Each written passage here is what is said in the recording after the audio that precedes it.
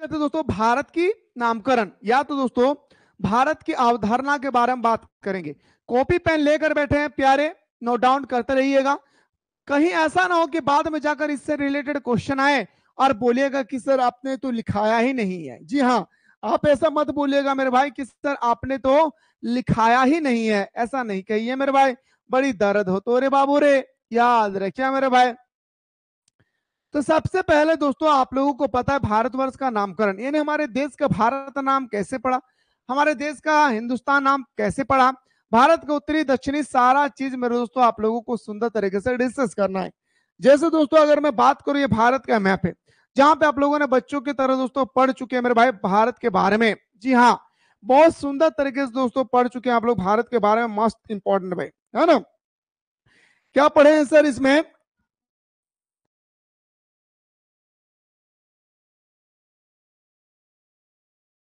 तो आप लोग पढ़ चुके हैं मेरे भाई कि सर हम लोगों ने बचपन में पढ़ चुके हैं सर कि भारत के अगर मानचित्र की बात करें तो दोस्तों इस प्रकार से हमारे मानचित्र बनता है। क्या मेरे भाई? इस चित्र से दोस्तों हम लोगों को इस तरह से मानचित्र बनता है। कौन सा कलर खिलेगा रे भाई इसमें? ब्लैक कलर लेता हूँ। अरे यार, इसमें हमारा कौन सा कलर खिलेगा? व्हाइट ले लेता हूँ। ये जो हमारा मानचित्र है सर, ये मानचित्र है दोस्तों। अगर हम लोग बात करते हैं सर ईस्ट, वेस्ट, नॉर्थ और साउथ की बात करते हैं, तो ईस्ट और वेस्ट की लंबाई की अगर हम लोग बात करें, जी हाँ दोस्तों, ईस्ट और वेस्ट की लंबाई की अगर हम लोग बात कर लेते हैं मेरे भाई, तो यहां से यहाँ की जो लंबाई है मेरे भाई, वो याद रखिएगा मेरे दोस्तों कितना है मेरे भाई? 2900, याद रखिएगा 33 किलोमीटर। कितना मेरे भाई? 2933 किलोमीटर। और उत्तर से दक्षिण की अगर बात करें तो ये हमारा 3214 किलोमीटर है। क्या मेरे भाई? 3214 किलोमीटर है। थ्री पार्ट को बेहतरीन तरीके से देखने के प्रयास कीजिएगा, क्योंकि दोस्तों मैं आप लोगों को बताना चाहूंगा सबसे पहली बात कि यही थ्योरी पार्ट है जिससे आप ऑब्जेक्टिव क्वेश्चन को सही तरीके से लगा सकते हैं भाई। ठीक है, तो आइए सर, तो बात करते हैं सर हमारा क्या हो गया, ईस्ट वेस्ट नॉर्थ साउथ। ठीक है, तो ये जो हमारा ईस्ट वेस्ट नॉर्थ साउथ है, पूरा का पूरा पूरब से पश्चिम और पूरब से पश्चिम उत्तर से दक्षिण की लंबाई कितना मेरे भाई? तो बताएंगे 2933 और 3214 किलोमीटर। ओके, फिर मैं दोस्तों आप लोगों को भारत के बाद जो हमारा दोस्तों एक हमारा ग्लोब है जहां पे हमारा 7 कॉन्टिनेंट है, अफ्रीका है, अमेरिका है, उत्तरी अमेरिका, दक्षिणी America, Africa, Asia, Europe, Antarctica, Australia, Oceania, सारा चीज के बारे में दोस्तों हम लोग डिस्कस करेंगे। ठीक है, मैं सिर्फ और सिर्फ आप लोगों को ओवरव्यू दे रहा भाई। ठीक है, और ये तो भारत के बारे में दोस्तों आप लोगों को पता ही होगा दोस्तों, बच्चों की तरह आप लोगों ने भारत के मैप को दोस्तों चार्ट लिए होंगे भाई। Longitude line and altitude line, यानी दोस्तों हमारा लेटीट्यूड और लॉन्गिट्यूड क्या है मेरे भाई? उत्तरी अक्षांश और दक्षिणी अक्षांश के बारे में हम लोग डिस्कस करेंगे। सबसे पहले दोस्तों आप लोगों का टॉपिक स्टार्ट कर रहा हूं, गौर से सुनिएगा। बिल्कुल गुरुजी, सॉरी सरफराज भाई, बिल्कुल आएगा भाई काम, बिल्कुल आएगा। तो आइए मेरे भाई, सबसे पहले अगर हम लोग बात करते हैं मेरे दोस्तों इस टॉपिक के बारे में, तो गौर से सुनिएगा। ऋग्वेद में सर्वप्रथम भारत नाम का उल्लेख हुआ है। दोस्तों वेद कितने प्रकार के? मुस्कुराकर बुलाएंगे।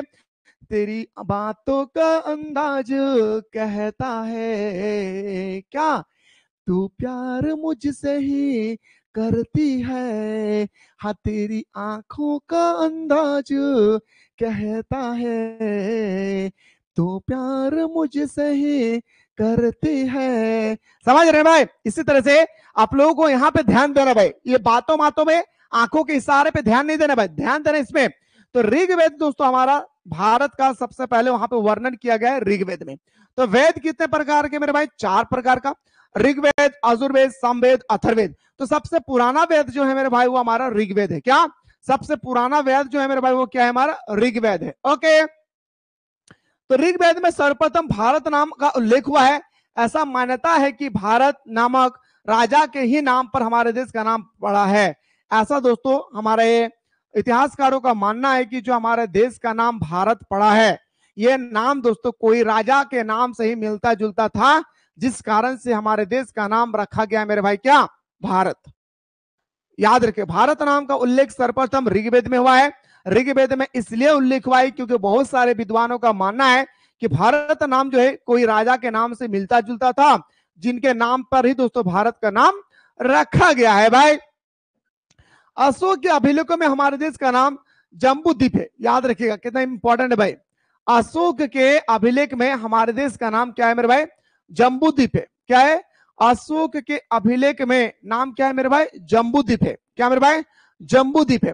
अशोक के अभिलेख में हमारे देश का नाम क्या मेरे भाई? जम्बू द्वीप मिलता है। जम्बू नामक वृक्ष की उपलक्ष्य में उपलब्ध उपलब्ध उपलब्ध के कारण इसे जम्बू द्वीप कहा गया।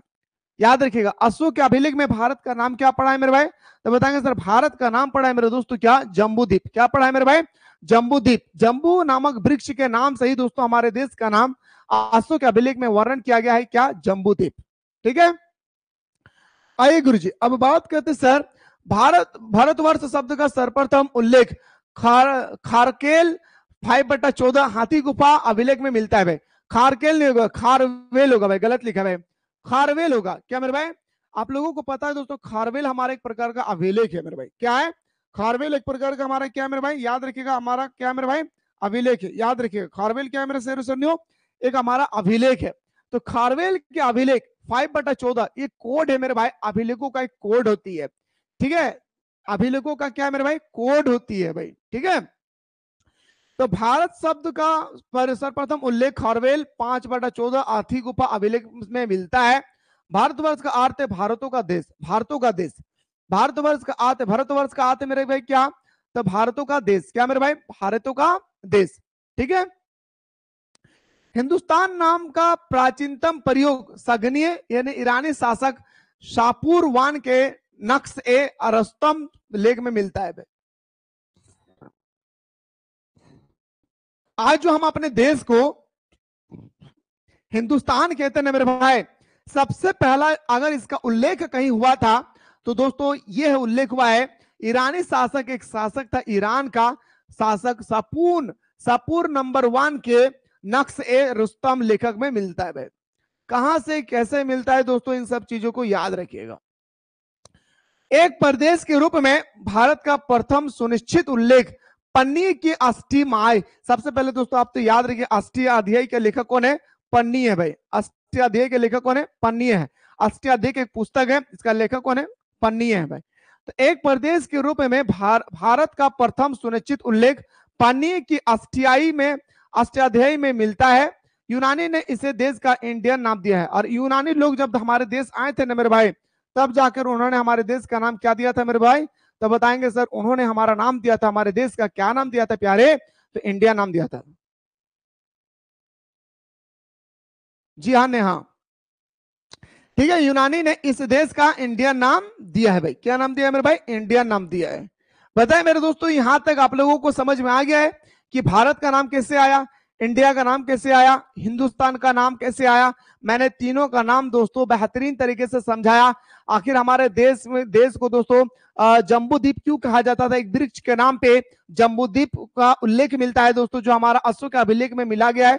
इस कारण से दोस्तों पन्नी, जी हाँ, यहां तक मैंने आप लोगों को सुंदर तरीके से दोस्तों बता दिया भाई।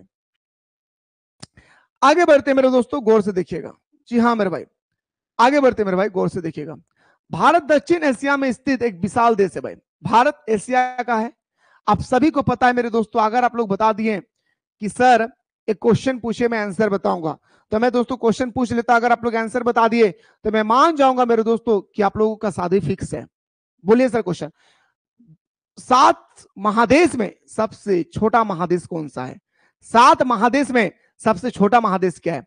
तो दोस्तों एशिया महादेश, जी हाँ, ये जो आप एशिया महादेश देख रहे हैं, गौर से देखिएगा मेरे भाई, ये जो आप लोग एशिया महादेश है मेरे दोस्तों, ये एशिया महादेश, जी हाँ, ये एशिया महादेश जो देख रहे हैं मेरे भाई, भारत सॉरी विश्व का सबसे बड़ा महादेश का नाम क्या है मेरे भाई? एशिया महादेश। क्या है? सबसे बड़ा इस महादेश का नाम क्या है मेरे भाई? एशिया महादेश। बहुत बड़ा इलाके में दोस्तों क्या है? फैला हुआ है। इस एशिया में दोस्तों लगभग हमारा 48 से 49 देश शामिल है भाई। कितना? 48 से 49 देश शामिल है भाई। ठीक है, 48 से 49 देश इसमें शामिल है भाई। ठीक है, तो इसकी अगर हम लोग बात करें दोस्तों, याद रखिएगा यहाँ पे अगर हम लोग बात करें, गौर से सुनिएगा मेरे भाई, यहाँ अगर हम लोग बात करें कहां पे मेरे भाई कि सर दक्षिण एशिया, तो आइए सर दक्षिण एशिया कहां पे भाई? तो एशिया को भी दोस्तों हम लोग चौहद्दी में डिवाइड करते हैं। पूरब से पश्चिम हो गया, उत्तर से दक्षिण हो गया। तो ये जो दक्षिण जगह आप लोग देख रहे भाई, यही तो हमारा भारत का मैप है। देखिए मेरे भाई अच्छे से, यही तो हमारा भारत का मैप है मेरे भाई, जो आप लोगों को दिख रहा है भाई, दिख रहा है भाई भारत का मैप। तो ये हमारा एशिया का दक्षिण भाग में स्थित है। सबसे पहले तो आप लोग याद रखिए मेरे भाई, क्या ये हमारा दक्षिण एशिया में स्थित है, कौन, हमारा भारत देश।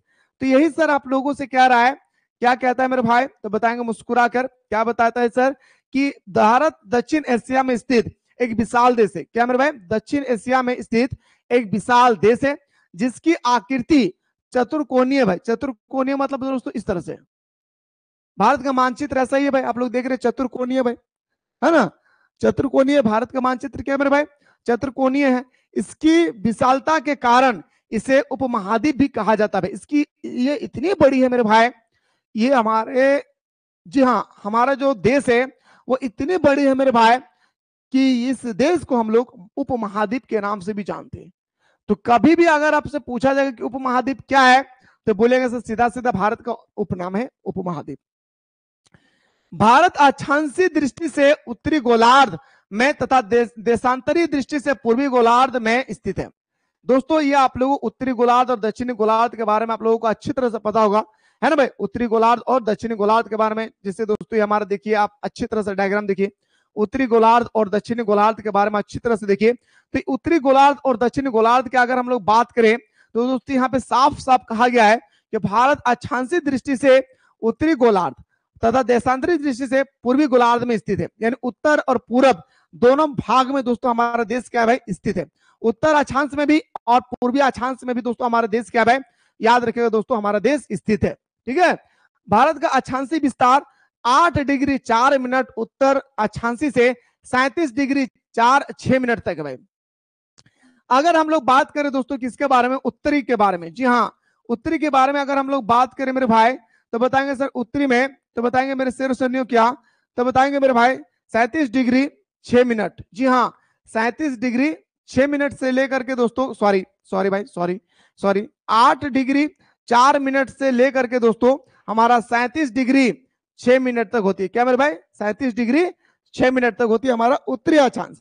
अगर हम लोग दोस्तों इसकी देशांतर विस्तार की बात करें, जी हाँ, इसके अगर देशांतर की अगर बात करें तो दोस्तों ये हमारा 68 डिग्री 7 मिनट से लेकर के 97 डिग्री, याद रखें 25 मिनट तक है। क्या मेरे भाई, 97 डिग्री 25 मिनट तक है।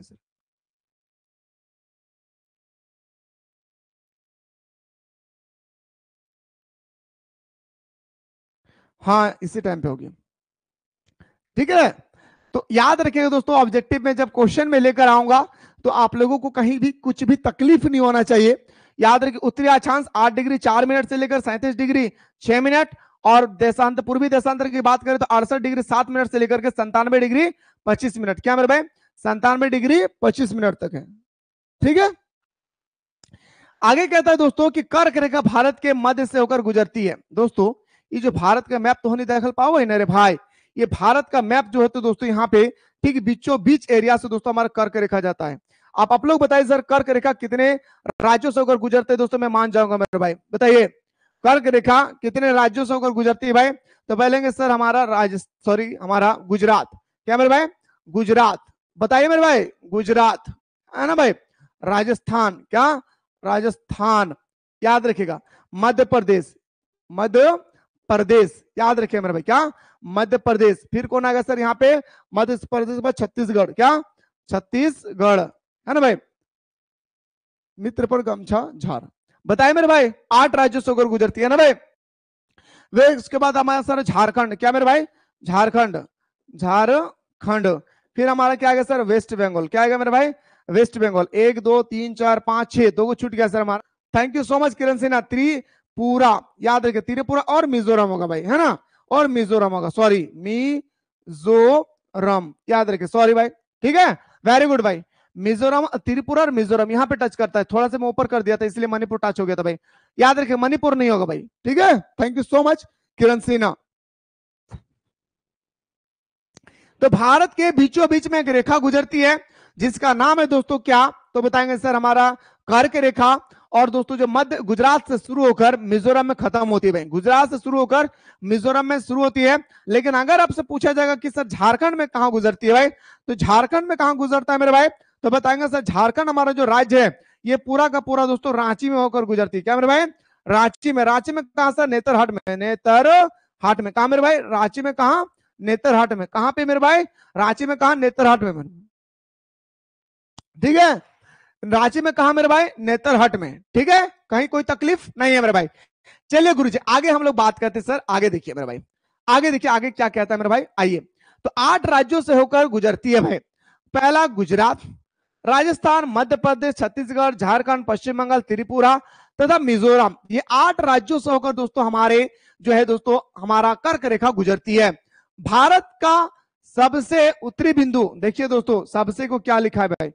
भारत का सबसे उत्तरी बिंदु होगा। देखिए सबसे को क्या लिखा है भाई? बसे से लिख दिया मेरे भाई। देखिए सबसे, सब से याद रखिए, सही कर लीजिएगा मेरे भाई, मिस्टेक हो गया यहाँ पे, है ना। भारत का सबसे उत्तरी बिंदु इंदिरा कॉल कहलाता है भाई।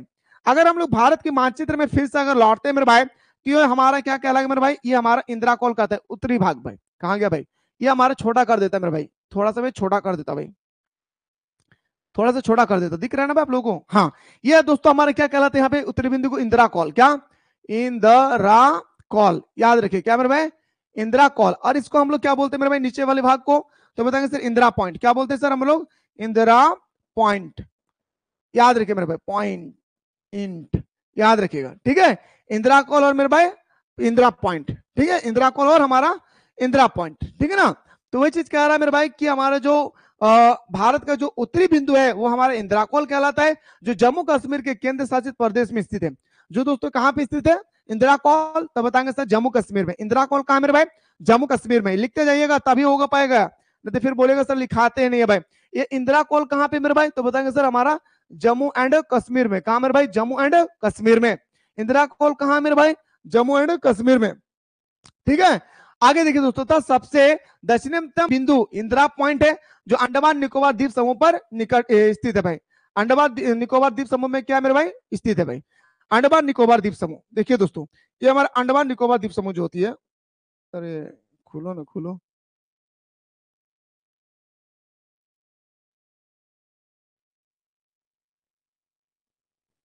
चलिए सर। और सबसे दक्षिणतम बिंदु की अगर बात करें दोस्तों, तो हमारे क्या है मेरे भाई? अंडमान और निकोबार। याद रखेगा, ठीक है। यहाँ पे कोई तकलीफ? हाँ बिल्कुल बिल्कुल सरफराज भाई, यहां तक कोई तकलीफ है तो बताए, आगे बढ़े। बताए मेरे भाई, आगे बढ़े, आगे बढ़े सर, हम लोग आगे बढ़े, आगे बढ़े। यहां तक कोई तकलीफ? आगे बढ़े मेरे भाई, बोलिए भाई, आगे बढ़े। चलिए गुरुजी, अब आगे सर इसकी बात करते हैं। आगे देखिए मेरे भाई, इंदिरा पॉइंट को पिगलियन पॉइंट के नाम से भी जाना जाता है। कितना बार क्वेश्चन आता है कि भारत के वो कौन सा पॉइंट है जिसे हम लोग पिगलियन पॉइंट के नाम से भी जानते हैं? तो दोस्तों बताएंगे इंदिरा पॉइंट को हम लोग पिगलियन पॉइंट के नाम से भी जानते हैं। जी हाँ, इंदिरा पॉइंट को दोस्तों हम लोग पिगलियन पॉइंट के नाम से भी जानते हैं। इंदिरा पॉइंट को मेरे दोस्तों किसके नाम से जानते हैं? पिगलियन पॉइंट के नाम से भी दोस्तों हम लोग क्या करते हैं, इसको जानते हैं। भारत की मुख्य भूमिका दक्षिणतम बिंदु। अब कंफ्यूजन यहीं पे तो हो जाता है मेरे दोस्तों। अच्छा अच्छा स्टूडेंट्स, बहुत ज्यादा स्टूडेंट्स कंफ्यूजन होता है इस बात को लेकर, इसलिए कॉपी पे लिख लीजिए। उत्तरी बिंदु इंदिरा कॉल, दक्षिणी बिंदु इंदिरा पॉइंट। ओके, लेकिन लेकिन अगर आपसे पूछा जाएगा कि भारत की मुख्य भूमि दक्षिणतम बिंदु कौन सी है? कन्याकुमारी, तमिलनाडु। यही है प्रश्न जिसमें अच्छे अच्छे स्टूडेंट्स को दोस्तों माइंड को भ्रष्ट कर देता है मेरे भाई। यही एक पॉइंट है मेरे भाई जहां पे अच्छा अच्छा स्टूडेंट्स को भी दोस्तों दिमाग को चकरा दिया जाता है। जी हाँ दोस्तों, समझ रहे मेरी बात को? समझ रहे मेरे भाई? कहीं तकलीफ तो नहीं है ना? उम्मीद करे।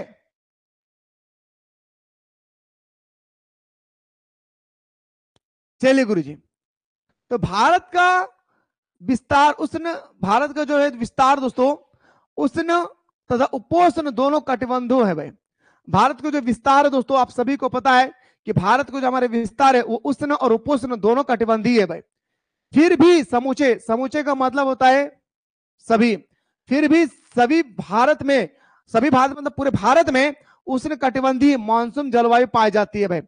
भारत का क्षेत्रफल 32,87,263 वर्ग किलोमीटर है तथा इसके क्षेत्रफल की दृष्टि से रूस, कनाडा, चीन, अमेरिका, ब्राजील, ऑस्ट्रेलिया के बाद विश्व का 7वां हमारा सबसे बड़ा देश है दोस्तों। कौन? भारत। क्षेत्रफल की दृष्टि से भारत का कौन सा स्थान है मेरे भाई? तो बताएंगे सर क्षेत्रफल की दृष्टि से भारत का 7वां स्थान है। ठीक है भाई, क्षेत्रफल की दृष्टि से भारत का कौन सा स्थान है मेरे भाई? तो बताएंगे सर 7वां स्थान है। कौन सा? मुस्कुराकर बोलिए मेरे भाई, क्या 7वां स्थान है? ठीक है, कहीं तकलीफ नहीं है। लेकिन कई बार एग्जाम में पूछा जाता है कि क्षेत्रफल की दृष्टि से किन्हीं 3 देशों का नाम बताइए सीक्वेंस में। तो सबसे पहला आपको बताना है मेरे भाई, क्या? रूस, फिर हमारा कनाडा, फिर हमारा चीन, फिर अमेरिका, फिर ब्राजील, फिर ऑस्ट्रेलिया।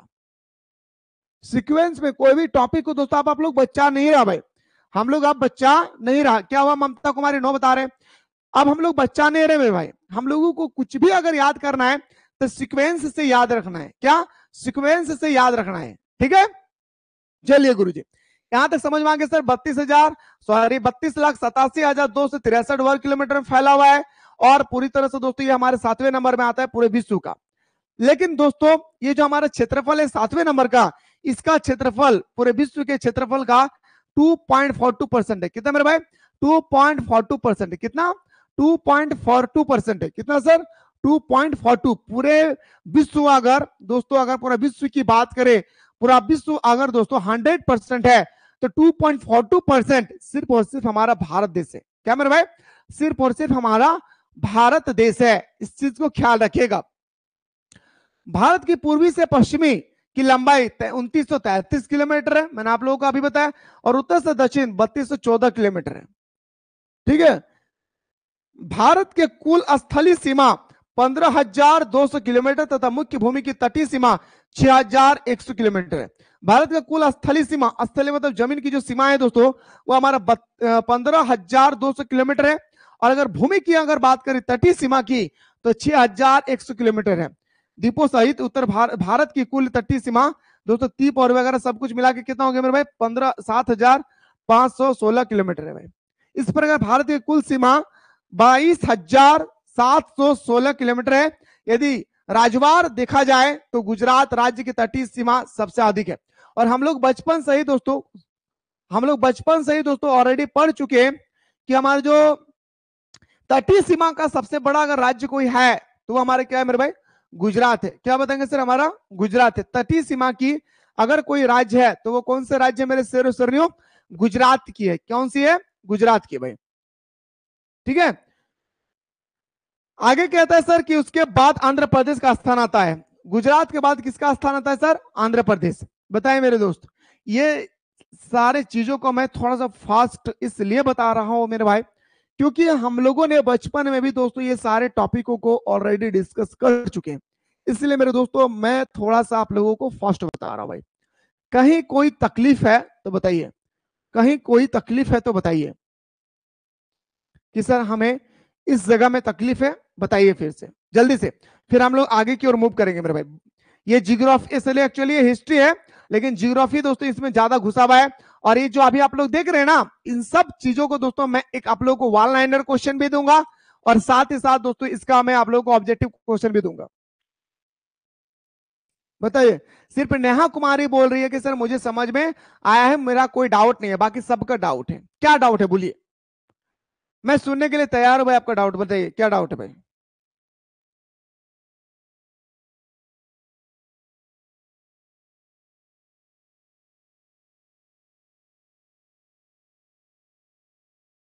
क्या डाउट है बताइए? No doubt, all clear, okay. चलिए गुरु जी, आइए सर अब बात करते सर आगे। देखिए, स्थलकृत के संदर्भ में, स्थलकृत मतलब जमीन के अगर एतवार से हम लोग देखें, जी हाँ, जमीनी एतवार से अगर हम लोग बात करें मेरे दोस्तों, किसके एतवार से? जमीनी एतवार से अगर हम लोग डिस्कस करें तो गौर कीजिएगा। स्थलकृत के संदर्भ में भारतीय महाद्वीप 3 ओर से सागर से घिरा हुआ है। भारत का जो महाद्वीप है दोस्तों वो 3 ओर से घिरा हुआ है, याद रखिएगा। अब सबसे इंपॉर्टेंट आता है सर कि ये 3 को महाद्वीप का नाम क्या है? सबसे इंपॉर्टेंट आती है, भारतीय महाद्वीप 3 ओर से घिरा हुआ है, नाम बताइए। अगर आपसे पूछ लिया जाए एग्जाम में तो आप क्या बताएंगे सर? बहुत इंपॉर्टेंट है मेरे भाई।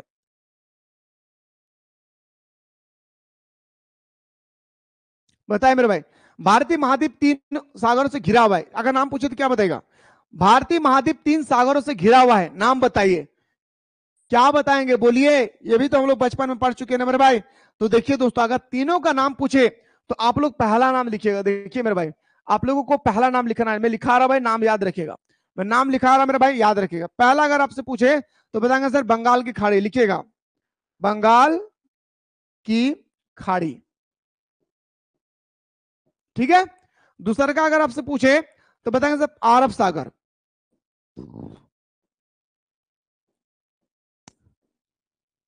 क्या पूछे मेरे भाई, अरब सागर।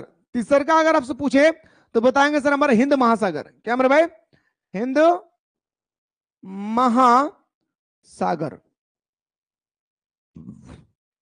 बताए मेरे भाई, क्या बताएंगे सर हमारा हिंद महासागर। Very good Kiran Sinha, proud of you Kiran Sinha, proud of you, proud of you, very good, very good. चलिए सर, तो सर भारत की महाद्वीप तीन और से घिरा हुआ है। पूरब से, पूरब में बंगाल, याद रखिएगा। पूरब में कौन है मेरे शेर सैनियों, बंगाल। पूर्व में क्या है मेरे भाई, बंगाल। पश्चिम में अरब सागर, लिखेंगे सर पश्चिम में, पश्चिम में मेरे भाई क्या है, अरब सागर। तथा दक्षिण में हमारा क्या है भाई, हिंद महासागर। क्या है भाई, दक्षिण में हमारा, दक्षिण में हमारा क्या है मेरे भाई, हिंद महासागर, ठीक है। कहीं तक यहां तक तकलीफ नहीं होनी चाहिए भाई। तो पूरब में बंगाल की खाड़ी, पश्चिम में अरब सागर तथा दक्षिण में हिंद महासागर स्थित है भाई, है ना। हिंद महासागर के शीर्ष में स्थित होने के कारण भारत के पूर्व एवं पश्चिमी को जोड़ने वाली जल एवं वायु मार्ग पर भारत का स्वतंत्रता नियंत्रण है भाई, कंट्रोल करती है मेरे दोस्तों।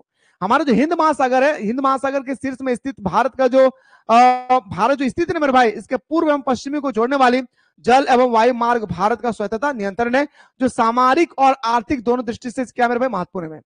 सामरिक, सामरिक दोस्तों, सामरिक मतलब होता है जीव जंतु पेड़ पौधे जलवायु वगैरह सब कुछ। और आर्थिक दृष्टि, आर्थिक मतलब होता है धन अर्जित करना, पैसा कमाना। दोनों दृष्टिकोण से क्या है महत्वपूर्ण है। बताइए मेरे दोस्तों, मैंने अभी आप लोगों को जो बताया स्थलकृत के संदर्भ में क्या तकलीफ है, क्या नहीं समझ में आया। अब अगला पॉइंट पे चलते मेरे भाई। अगला पॉइंट सर हमारा क्या, अगला पॉइंट सर जलवायु के संदर्भ की अगर हम लोग बात करें, किसके संदर्भ में मेरे भाई, तो बताएंगे सर हम लोग जलवायु के संदर्भ में अगर बात करें, ठीक है। किसके संदर्भ की बात करें मेरे शेर सरनियों, तो जलवायु के संदर्भ की अगर हम लोग बात करें, मैं फिर से बोल रहा हूं, किसके अकॉर्डिंग बात करें मेरे भाई, जलवायु के अकॉर्डिंग अगर हम लोग बात करें, ठीक है। तो देखिए भौगोलिक स्थिति के कारण ही भारत जलवायु मानसून में भाई, भौगोलिक स्थिति भारत का दुनिया का सबसे अच्छा अगर कोई भौगोलिक दृष्टिकोण से अगर कोई देश है तो प्यारा सा भारत हमारा देश महान देश है ना भाई। तो भौगोलिक स्थिति के कारण ही भारत जलवायु मानसून है। इसमें ऋतुओं का परिवर्तन तथा प्रत्येक ऋतु की विशेषता भारत को संपूर्ण विश्व में अलग पहचान प्रदान करती है भाई। पूरे विश्व की अगर बात करें दोस्तों, विभिन्न प्रकार के जैव विविधता, विभिन्न प्रकार के पेड़ पौधे, विभिन्न प्रकार के दोस्तों तरह तरह के हमारा मिट्टी, तरह तरह के मौसम का जो अगर आप लोगों को सामूहिक दृष्टि से अगर देखने को मिला तो पूरे विश्व में एकमात्र देश है हमारे प्यारा सा भारत महान। तो इसमें ऋतुओं का परिवर्तन आप लोग देख रहे भाई, अभी जो हम लोग का बरसात का मौसम चल रहा है, फिर हमारा ठंडी के मौसम आएगी, फिर हमारा वसंत ऋतु आएगी, फिर ग्रीष्म ऋतु आएगी। इस तरह से दोस्तों हर समय दोस्तों हम लोग का जो ऋतु है वो हमारा चेंज होते रहते हैं मेरे भाई, क्या चेंज होते रहते हैं। तो इसमें ऋतुओं का परिवर्तन तथा प्रत्येक ऋतु की विशेषता भारत को संपूर्ण विश्व में अलग पहचान बनाती है। ऋतु तो परिवर्तन हो रही है, और भी देशों में ऋतु परिवर्तन होती है, लेकिन भारत की अगर बात करें दोस्तों कि ऋतु परिवर्तन के साथ साथ भारत की विशेषताओं को दोस्तों एक अलग पहचान देता है पूरे विश्व में, ठीक है। चलिए सर, उत्तर में हिमालय, क्या मेरे भाई, उत्तर में हिमालय, दक्षिण में सागरीय क्षेत्र एवं मरुस्थलीय तटीय प्रभाव भारत को जलवायु विविधता प्रदान करते हुए।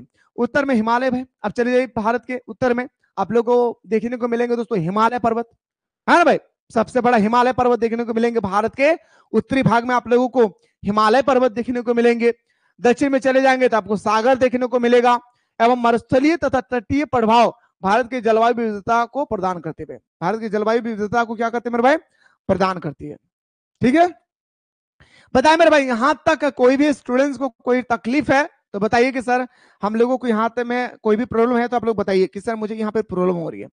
तो दोस्तों मैं आप लोगों को दूसरा रास्ता और अपनाऊंगा। बताइए यहाँ तक हम लोगों ने ऑलरेडी, मैं इसलिए बता रहा हूँ दोस्तों ये इस तरह स्पीड, क्योंकि ऑलरेडी हम लोगों ने क्लास 8 9 10 तक ऑलरेडी हम लोगों ने दोस्तों बेहतरीन तरीके से डिस्कस कर चुके हैं भाई, है ना।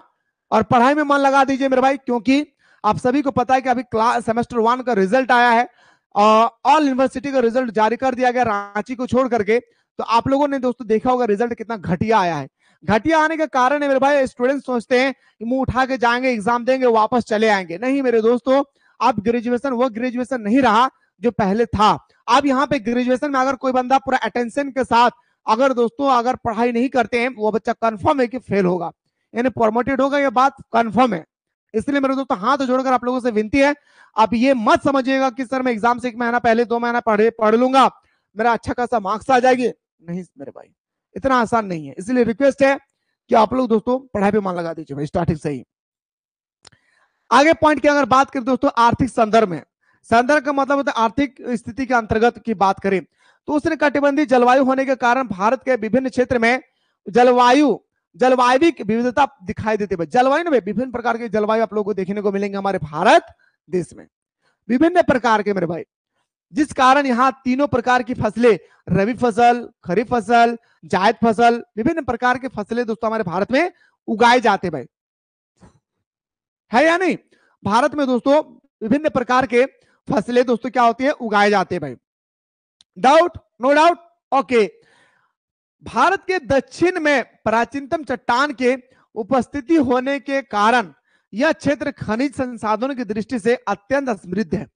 कहता है मेरे भाई कि भारत के अगर दक्षिण की बात करें, जब दक्षिण की ओर हम लोग जा रहे हैं तो दोस्तों हमारा झारखंड से स्टार्ट हो गया हमारा दक्षिण का भाग, याद रखिएगा। झारखंड आएगा दोस्तों, हमारा छत्तीसगढ़ आएगा, उड़ीसा आएगा, तेलंगाना आएगा, मध्य प्रदेश आएगा दोस्तों, कर्नाटक आएगा, तमिलनाडु आएगा, केरल आएंगे, आंध्र प्रदेश आएगा, इन तेलंगाना आएगी। ये सारे राज्य दोस्तों हमारे दक्षिण भारत के अंतर्गत आते हैं और इन सब राज्यों में दोस्तों चट्टान पाए जाते हैं, जिस चट्टान में दोस्तों खनिज पदार्थ दोस्तों भर भर के कुट के दोस्तों यहाँ पे क्या है भाई, भरा हुआ है भाई खनिज पदार्थ। ठीक है। भारत में दोनों प्रकार के धात्विक एवं अधात्विक खनिज पाए जाते हैं भाई, और भारत में दोस्तों धात्विक और अधात्विक दोनों प्रकार के खनिज दोस्तों हम लोगों को देखने को मिलता है भाई। भारत की अगर हम लोग बात करें दोस्तों, धात्विक खनिज और अधात्विक खनिज दोनों प्रकार के इसमें हमारे खनिज पाए जाते हैं भाई।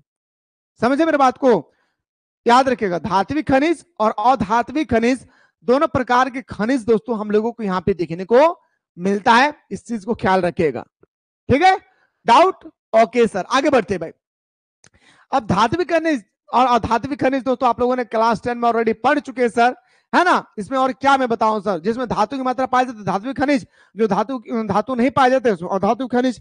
कोई बता सकते हैं सर कि हमारा एक उदाहरण बताए मेरे भाई, बताए मेरे भाई, एक उदाहरण बताइए कोई धातु, धात्विक खनिज और अधात्विक खनिज का किन्हीं एक उदाहरण दे, बता सकते हैं मेरे भाई कोई? तो बताएंगे सर, याद रखिएगा, जैसे हमारा धात्विक खनिज में आएगा दोस्तों हमारा लोह अयस्क, बॉक्साइट, हेमेटाइट, मैग्नेटाइट, ये हमारा क्या मेरे धात्विक खनिज के उदाहरण है। यानी बॉक्साइट मतलब एल्यूमिनियम, हेमेटाइट लोहा का प्रकार है, लिग्नाइट, सॉरी लिग्नाइट नहीं होगा, और उसके बाद हमारा दोस्तों हमारा आएगा क्या, हेमेटाइट जो हमारा लोह का प्रकार है। और धात्विक खनिज की अगर हम लोग बात करें तो अधात्विक खनिज में आएगा दोस्तों हमारे क्या, अभ्रक, हीरा, ये सब क्या आएगा मेरे भाई, तो बताएंगे सर अधात्विक खनिज के अंतर्गत आएगी भाई। ठीक है।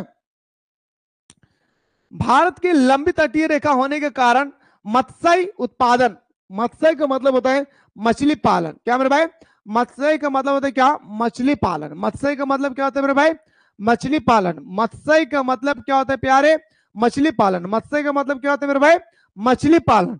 तो मछली पालन का उत्पादन तथा अन्य जैव संसाधनों में भारत अग्रणी है भाई। कोई भी जैव संसाधन की बात करें, मछली पालन, भेड़ पालन, सुअर पालन, बकरी पालन, गाय पालन, इन सब पालन के साथ साथ दोस्तों चूहा का पालन, मधुमक्खी का पालन, विभिन्न प्रकार के दोस्तों आप लोगों को देखने को मिलेंगे, क्योंकि हमारे देश की नेचर ही दोस्तों ऐसी है कि यहाँ पे विभिन्न प्रकार के दोस्तों आप लोगों को पालन करते हुए नजर आएगी भाई। ये था सर हमारा आर्थिक कारण, जिससे हम अपने धन को अर्जित कर सकते हैं भाई। क्या धन को हम लोग अर्जित कर सकते हैं, ये हमारा था सर क्या, आर्थिक कारण। बताएं मेरे सर सरनियों, क्या यहां कोई तकलीफ है? आगे बढ़े सर, आइए सर। सुरक्षा के संदर्भ की अगर हम लोग बात करें, भारत की सुरक्षा के संदर्भ की अगर हम लोग बात करें, तो भारत की प्रायद्वीपीय स्थिति उसकी सुरक्षा के दृष्टिकोण से महत्वपूर्ण है रही है। प्रायद्वीपीय स्थिति, जहां एक और दक्षिण भारत में सागरीय स्थिति होने के कारण हजारों वर्षों से इस और भारत को किसी भी विदेशी आक्रमण का खतरा नहीं है। भारत के दक्षिण में जाओगे तो सागर मिलेगी, और सागर को जब तक आप पार करके आओगे, भारत देश में शामिल होगे, तब तक तो हमारा भारत के नेवी लोग देख ही लेंगे, तो आप लोगों को मार डालेंगे, जो दुश्मन होंगे, है ना, जो हमारा दुश्मन होंगे उनको तो मार डालेगा। इसलिए दोस्तों भारत जो है दक्षिण में सागर होने के कारण दोस्तों वो पूरी तरह से क्या है, सुरक्षा में है। क्या है, सुरक्षा में। बाकी तो हमारा सोल्जर लोग है ही है मेरे भाई, भारत के लिए तो हमारे देश का आर्मी लोग है ही है। ये अलग बात है दोस्तों कि भारत के आर्मी का ऊपर टॉर्चर किया जाता है, भारत के आर्मी के ऊपर शोषण किया जाता है, ये अलग बात है। लेकिन इंडियन आर्मी होते हैं मेरे दोस्त। लेकिन आज इंडियन आर्मी को हमारे देश के नेताओं ने ऐसे बना के रखा है, लगता है दोस्तों कोई गली का कुत्ता है। जी हाँ मेरे भाई, मैं सच कह रहा हूं, क्योंकि आप सभी को पता है दोस्तों, जो हमारे स्मॉल ब्रदर है वो ऑलरेडी इस पर है। इसलिए मैं दोस्तों आप लोगों को खुलकर बताता हूं, क्योंकि इसके बारे में मुझे बहुत नॉलेज होती है। क्योंकि जब वो मुझे बताता है कि भैया इस तरह से वहां पे टॉर्चर किया जाता है, इस तरह से होता है, ये है, इतना है, 20,000 22,000 सैलरी है, 24,000 25,000 सैलरी है, और इतना काम है, ये करो वो करो। और एक नेता, जी हाँ, एक नेता दोस्तों कोई काम नहीं है भाई, 5 लाख का सैलरी उठा रहे मेरे दोस्तों, ऊपर से पेंशन मिलेगी उन लोगों का, घर में बैठे रहो, अलग से उनका एक गाड़ी निकलेगा भाई, उनका बॉडीगार्ड निकलेगा मेरे दोस्तों। आज ही हमारा देश के रीति रिवाज है। आप यकीन नहीं मानोगे दोस्तों, आज जो चीन है ना, चीन के जो हमारा सोल्जर है दोस्तों, चीन का हो, अमेरिका का हो, उत्तरी कोरिया का हो, दक्षिणी कोरिया का हो, उन लोगों का जो सोल्जर होते हैं ना, भारत के बराबर नहीं मेरे भाई। पता है क्यों? क्योंकि उन लोग, वो देश के जो सरकार है ना, वो सोल्जर पर दोस्तों ज्यादा पैसा इन्वेस्ट करते हैं। क्योंकि हमारे सोल्जर अगर स्ट्रांग होगी बॉर्डर पर, तो कोई माँ का लाल पैदा नहीं हुआ है कि हमारे बॉर्डर के अंदर में घुस जाए। यस या नो? खैर आइए मुद्दे पे बात करते हैं। तो विदेशी आक्रमण का खतरा नहीं है। वही दूसरी ओर उत्तर में हिमालय पर भारत है, हिमालय पर्वत के लिए प्रहरी कार्य करता है। और हिमालय पर्वत दोस्तों, दूसरी ओर हमारा हिमालय पर्वत है, बहुत बड़ा पर्वत है मेरे भाई। हिमालय में भी दोस्तों अगर आक्रमण भी करना होगा तो हिमालय को चढ़कर दोस्तों हम लोगों के पास आकर के आक्रमण करना होगा। बताए मेरे दोस्तों, यहां तक समझ में आई भाई? बताए मेरे शेर शोरियों, यहां तक समझ में आया? और जो भी स्टूडेंट, अच्छा बताए मेरे दोस्तों, कितना ऐसे स्टूडेंट्स है आप लोग जो कॉलेज जाते हैं भाई? आप लोग कितना ऐसे स्टूडेंट्स है मेरे भाई जो आप लोग कॉलेज जाते हैं? मैं पूछना चाहता मेरे भाई, कितना ऐसे स्टूडेंट्स है दोस्तों कि आप लोग कॉलेज जाते हैं भाई? आप लोग कितना ऐसे स्टूडेंट्स है? अरे कॉलेज का मतलब होता है कि कॉलेज जो रोज आते हैं ना, वो सबसे बड़ा गधा है। बोलिए मत कि सर ऐसा मत बोलिए, सच बता रहा हूं भाई। जो एवरीडे कॉलेज जाते हैं, ग्रेजुएशन का मतलब होता है दोस्तों क्या, अपने जमाने को बर्बाद करना। आप लोग कर रहे हैं, मैं भी कर चुका हूं, मैं फिर भी बताता हूं, अभी भी बोलता हूं भाई स्टूडेंट्स को कि ग्रेजुएशन का मतलब होता है कि अपनी जमाने को बर्बाद करना। लेकिन अगर वो स्टूडेंट्स अगर सही तरीके से ग्रेजुएशन को करेंगे, तो वो अपने जमाने के साथ साथ दोस्तों अपने फ्यूचर का भी निर्माण कर सकता है। बोलेगा सर ऐसा क्यों? बोलेगा सर ऐसा क्यों? तो कारण बताता हूं मेरे भाई। अभी स्टूडेंट्स क्या करेंगे, ग्रेजुएशन में नाम लिखा है, लाल पीला हरा के चक्कर में कॉलेज जाएंगे भाई, रोज कॉलेज जाते हैं। ये हमर टिकल है, हम जीबो रे, उगल गए हम जीबो रे, हम भी जाएंगे, है ना भाई? इससे क्या होता है ना मेरे दोस्तों, क्या आप अपने टाइम को वेस्ट कर रहे हैं। ग्रेजुएशन का मतलब होता है दोस्तों, मेरा 90% स्टूडेंट्स को मैं यही सलाह देता हूं, और वो लोग हमारी सलाह को अपनाते भी है। ग्रेजुएशन के साथ साथ आप कंपटीशन की तैयारी कीजिए, यानी 20% ग्रेजुएशन पर दीजिए और 80% झोंक दीजिए किस पर मेरे भाई, अपना कंपटीशन पर। या अगर आप चाहते हैं कि मुझे नौकरी की तैयारी नहीं करना है, स्किल डेवलपमेंट सीखिए। स्किल डेवलपमेंट आज हमारे देश में विभिन्न प्रकार के दोस्तों स्किल डेवलपमेंट आ सकते हैं। लेकिन एक बात मैं बताना चाहूंगा, आपके पास अगर 4 साल का ग्रेजुएशन का सर्टिफिकेट होगी ना, आप कहीं भी दिखाएंगे ना, तो आपको एक दिन का दोस्तों, एक दिन की आपको सैलरी नहीं मिलेगी। आप तो जॉब की तो बात छोड़ ही दीजिए भाई, एक दिन की सैलरी नहीं मिलेगी जब तक आपके अंदर में स्किल नहीं होगा मेरे भाई। बिल्कुल, एक सप्ताह में एक बार नहीं। बिल्कुल बिल्कुल भाई पंकज कुमार, बिल्कुल भाई ऐसा ही करना है मेरे भाई। साथ में कुछ ना कुछ करते रहना मेरे दोस्त, याद रखिएगा। इन पर निर्भर नहीं रहना। इन पर निर्भर कब रहेंगे, जब हमारा एग्जाम, पूरा एग्जाम के ऊपर फोकस कर देंगे उस समय। जब एग्जाम का 30 से 45 दिन जब हमारे बीच में होगी एग्जाम का, उस समय पूरा उस पर झोंक देंगे मेरे भाई।